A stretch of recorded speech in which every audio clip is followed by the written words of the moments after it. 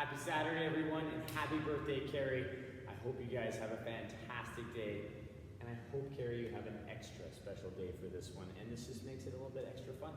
But before we get to the workout, let's talk about what we got going on. We got some good core work, we got some nice unilateral work, plank rock plus down dog for 3 to 5 reps, forearm plank knee to elbow for 6 to 10, alternating reps, a little tighter on that core and midsection, so I hope you guys enjoy that burner. Prone shoulder raising 6 to 10 alternating reps. I'm going to hit that for 2 to 3 rounds. So nothing too hectic there, but it gives you a really good chance to get those shoulders, get that core fired up. After that, we're going to work on some skills and just some more primer for the shoulder. We have a single arm dumbbell or a kettlebell deadlift for 3 aside, into a kettlebell or dumbbell swing for 3 to 5 reps. Scap push-up for 3, into a quad plank of 5 to 10 seconds, into a down dog for 3 to 5. And I'll walk you through that setup that you need to take down for that, and work on some key points of performance there. And then you'll do some running, butt kick work, 30 seconds, or again, cardio piece of choice to get you fired up for what you're going to do in the work set for today. Now the work set today, 3 rounds. We have a run of 400 meters or cardio piece of choice, all right? Then we're going to move into a dumbbell or kettlebell swing for 21 reps and a Renegade Row of 12 alternating reps. So you're going to work on that single arm Renegade Row for a nice chunk of reps here just to really get that upper body and core fired up some more. And then take it down again 3 times. So the kettlebell today should be, or dumbbell should be something that you could swing, you know, challenging 21, but probably be able to do all those reps unbroken for the majority of your work set. Maybe in the last round having to break it up, but definitely being able to kind of go the distance with the weight you choose. So let's warm you up, let's get you ready, have some fun today, and celebrate Carrie's birthday. Let's get those feet under those hips. Let's take the arms big and tall. Let's give them a good shrug. We'll bring them down, forward fold, touching those toes. We're gonna walk up those shins, nice flat back. We're going to come all the way down, framing the foot, stepping that foot back into our lizard. We're going to take that inside hand all the way to the sky, bend at the elbow. We're going to reach straight ahead and then pull back. Straight ahead and pull back, and straight ahead and pull back. We're going to reach to the ceiling. We're going to rotate, forearm to the floor, and then come back up and plant that hand. We're going to step back into our down dog, reaching through those shoulders. And we're just going to press and hold the foot down just to kind of help stretch out that ankle, wake up the foot a bit. We'll switch it to the other side. Come back to the center, into that nice plank position. We'll step the other foot up, taking that inside hand all the way up to the ceiling, bending at that elbow. Let's reach straight ahead and pull back. Straight ahead.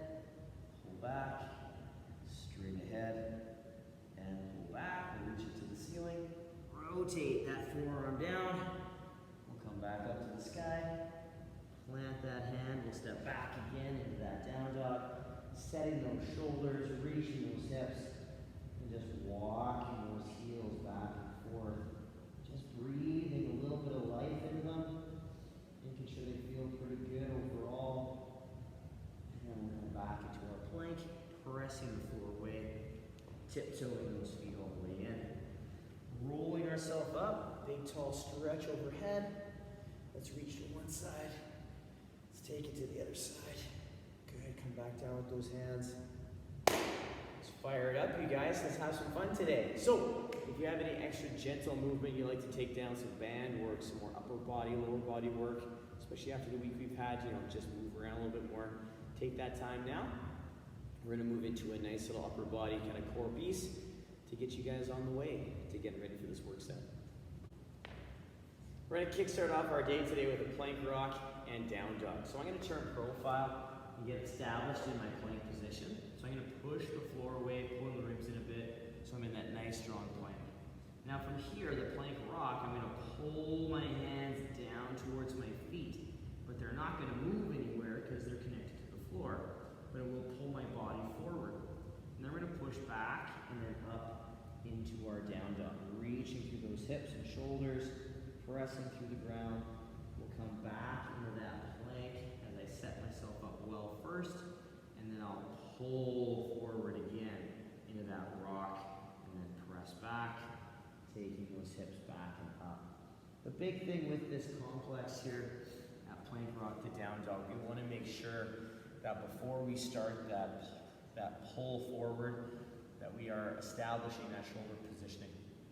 So really take the time in between reps especially to reset the shoulders in between down dog to plank rock to make sure that everything is firing properly and everything is where it needs to be. With the plank rock, we're pulling with the upper body, so you'll feel a lot of engagement through here. The legs are just sort of coming along for the ride. They're not pushing into the toes, they're just being dragged slightly forward into the toes and then pressed back into the toes. So really focus on the upper body engagement. Like I say, almost like you're trying to bring your hands to your thighs, but the floor prevents you from doing that. Now after that, we're gonna come down into a forearm plank. So we're gonna bring our forearms down to the ground. We're gonna step back into our strong forearm plank, pressing the floor away. We're gonna draw one knee up to the elbow, and then we're gonna come back to that forearm plank. Knee to elbow, and coming back through.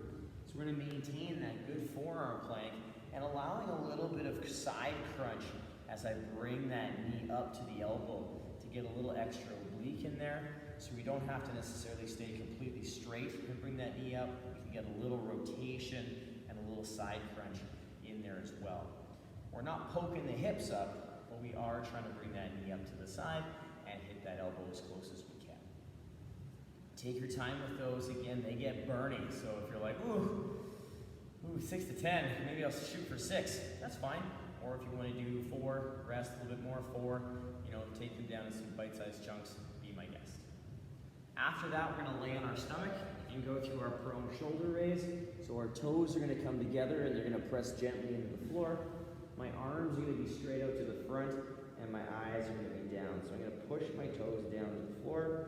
Armpits are going to press down as my belly pulls up, and I'm going to try and maintain that nice tension through the body as I lift one arm off the ground. From there, I'm going to press into the floor, lift the other arm off the ground. I'm going to really try and isolate just the arms as I work through that movement, trying to make sure that that head to toe piece of the torso stays nice and stable the entire time I do those arm lifts. So take your time with those, make sure you're set in the core position on each rep, and then we're just isolating the shoulders. Now as a quick recap, we have a plank rock to down dog for 3 to 5 reps, forearm plank knee to elbow for 6 to 10, again allowing that little side crunch, prone shoulder raise 6 to 10, alternating reps, 2 to 3 rounds. You're going to use that to just fire up the core, get those arms ready to go before we start throwing around a dumbbell, literally throwing around a dumbbell in today's workout with our kettlebell or dumbbell swing. So pause it, rock it, come back and join me. We're going to start focusing on that kettlebell swing. All right, we're going to kickstart off this next phase of warm-up with some single arm kettlebell or single arm dumbbell deadlifts. So we're going to really work on just waking up our hinge position with the single arm position. So we're trying to fight that rotation and stay square for later on with our kettlebell and dumbbell swing. So what we're going to do is we're going to take those hips back and then body down towards that dumbbell. You're going to be a little deeper in this position because it is a lower kind of range of motion. So then we're going to push through those legs and stand in fully with those hips and knees. Now I'm going to turn profile so you guys can see that positioning. Nice and tall. Again, I draw my hips back into that good hinge. And I'm going to lower down to where I feel comfortable, either the entire down to the floor or somewhere mid-shin.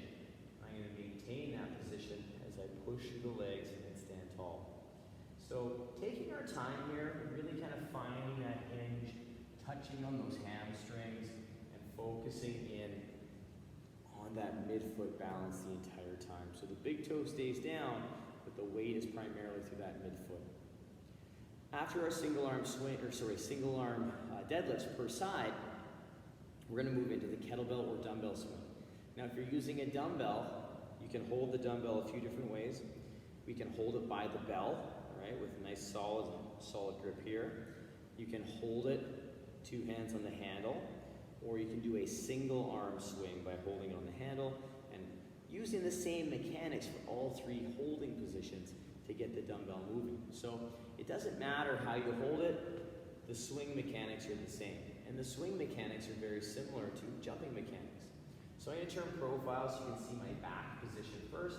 And I'm going to do some two hands on the bell today for our initiation. So I'm going to pull my hips back into that power position. So I'm in a partial hinge. My hands are close to my hips and or close to my zipper if I was holding or wearing pants that had a zipper. All right? So we get those hips back, stand, and we allow those legs to do the work for you. So we get those legs and hips going. We allow the arms to kind of guide the bell or the dumbbell up for you. Now from the front, I want you to watch my knees. I get tall, I get that hinge. My knees go slightly out into that power position. Very similar to if I was going to do my vertical power jump. My knees go slightly out, I hit that power position, I drive, and I leave the ground in that power jump. When I'm doing a kettlebell or dumbbell swing, I'm not leaving the ground, but I am still using those same mechanics to get that power kind of put into that dumbbell or kettlebell. So really find that kind of flow and timing with the bell. Remembering, we don't control the bell, we move with the bell. We control our body position. After that, we're going to put the weight down. We're going to go through a little gymnastics complex. So we're going to get ourselves set up in a tabletop, hands under the shoulders, knees into those hips, nice and strong through the core. We're going to pull the shoulders together, and then we're going to push the shoulders up. We're going to pull the shoulders together, push the shoulders up. One more time, pull the shoulders together, push the shoulders up. So we do 3 scap push-ups. Then we're going to pull those knees up into our quad plank, pressing the floor away a bit, pulling the knees up for 5 to 10, and then we'll pull up into our down dog. Just kind of settling into this position, pushing through the shoulders, and then we'll come back down into our tabletop and repeat the process. Now with this, for the scap push-up, what I want you guys to really focus on is keeping that core tight and allowing just the shoulder range to move well. We're taking these relatively slow. There's no tempo, but I want you to imagine that there's a 3-second tempo and try and live by that as you go through. Because it's all too often we find people just going, trying to pound them out. I'd rather see you move slow and controlled so you can really own that scapular position and control. Now through that sequence, you have 3 to 5 reps of that. Take your time, focus on resetting those positions each time, especially moving from that down dog back to the table for the scap push. Last but not least in this work set, we have a run or cardio piece of choice or butt kick. So very similar to yesterday. The butt kick, again, we're going to hold onto that imaginary tissue paper. I'm going to hold at that 90 degree. I'm going to pull a foot up underneath of my hip, and I'm going to replace that with the other side. So I'm going to continue to pull that foot up underneath of that hip. And I can take it at a marching pace. I can take it at a jogging pace. I can sprint it, but we want to make sure that that foot is coming up underneath of the hip and that knee is coming slightly forward so that we have this nice figure 4 position for our pose. Remembering that is a difference between our pose position and our front march. Our march, our knee comes up, our quads and hip do the work. Our pose, our foot comes up underneath, our knee comes forward, and our hamstrings and glutes do the work. So we really want to make sure that we're kind of focusing in on those positions. And if you have trouble kind of feeling that, video yourself a little bit or watch yourself in your camera for a little bit to kind of get that positioning, then look away so you can see if you can feel it, and then look back at it and see if you can maintain. So it's a really nice way to kind of live with both worlds so you can see it, feel it, and then check it again. As a quick recap, we have a single arm kettlebell deadlift or dumbbell deadlift for 3 aside, 3 to 5 kettlebell or dumbbell swings, holding it however you like, scap push-up for 3 to quad plank for 5 to 10, and then down dog for 3 to 5. Nice little sequence there, kind of working on those positions, and then a run, cardio piece of choice, or butt kick for 30 seconds. 2 to 3 rounds, we're going to hit that up nice and strong just to really finalize our working weight, get our cardio and our heart rate up a little bit, get finalizing our heat and then turn you loose on this work set. So pause the video, take that down. We're gonna talk about one more movement that we haven't talked about yet in our work set. The workout is upon us. We have 3 rounds. We have a run of 400 meters, or cardio piece of choice. Dumbbell, kettlebell swing, 21 reps, and then we have a Renegade Row of 12 alternating reps. So we've talked about both pieces so far in terms of these movements so far. The run, you will have some cardio options on the bottom of the workout description. Check those out, pick yours, have fun, make your own adventure with this one for the cardio of choice and or how you're feeling after yesterday's adventure as well. The kettlebell or dumbbell swing, pick the way you're gonna hold that dumbbell or kettlebell. If you're doing a single arm, you're just gonna half the reps per side and then continue on. So maybe 11 on one round, 10 the other, all right, and then switch hands, so 11, 10, and so be it. So you're trying to keep it as balanced as you can, but it's okay if one side gets a few more reps. Then you're gonna move into your Renegade Row. We haven't talked about this one just yet. The Renegade Row, we're gonna have a single dumbbell. We're gonna put ourselves over top of the dumbbell with our plank, and our feet are gonna come to a straddle or a squat stance, so we have nice balance. We are going to shift our weight to one side, so we're supported through the arm. Take hold of the dumbbell, pull to the hip, and down. We shift, pull to the hip, back down. And you're gonna alternate that back and forth, making sure that you have solid support on that single arm before you pick the dumbbell. So make sure you've switched sides, loaded this side fully, we're active before we go for that dumbbell, because that way you know you're gonna be nice and strong and supported. Now, if you're not comfortable doing that with a dumbbell, what you can do is set up in the same way like there is a dumbbell. So we get into that straddle, we shift, I'm gonna pull my empty hand to my hip, hold for a couple seconds, back down, shift, hold for a couple seconds, back down. And I'm gonna allow myself to work the strength in that unbalanced plank position to start building that strength, that comfort of being in that 3-point plank, and then start adding in a light load as I get more comfortable. So you're not only holding it for a couple seconds at the hip, but we're making sure we keep the elbow tight and that hold for a few seconds. So we're not just hitting it going, right? We're not trying to go fast there, we're trying to work on building some strength in that upper back and that row. So we want to make sure we're giving that our best opportunity with that pause. Now this workout is a little bit of a gasser. It can really get kind of nasty on the grip as well. So take your time, break things down if you need to. The Renegade Row and the kettlebell swing can be different loadings if you have access to different loads. Keeping in mind the Renegade Row will probably be the lighter choice of the two. As a recap, we have 3 rounds, run 400 meters, cardio of choice, dumbbell or kettlebell swing, 21 reps. You're doing a single arm swing, half and half, and then you're gonna Renegade Row for 12 alternating reps. Take it down again for 3 rounds. I hope you guys enjoy this one. It's gonna be a nice close to the week. Last chance probably to get outside, maybe, you know, depending on the weather, but I'll always have that outside option as long as the weather is good to go. But take advantage of it while we can. If it's not so good, choose an inside option, have fun with that, hit it, give it your all, and as always, work for quality. Have a fantastic weekend, everyone.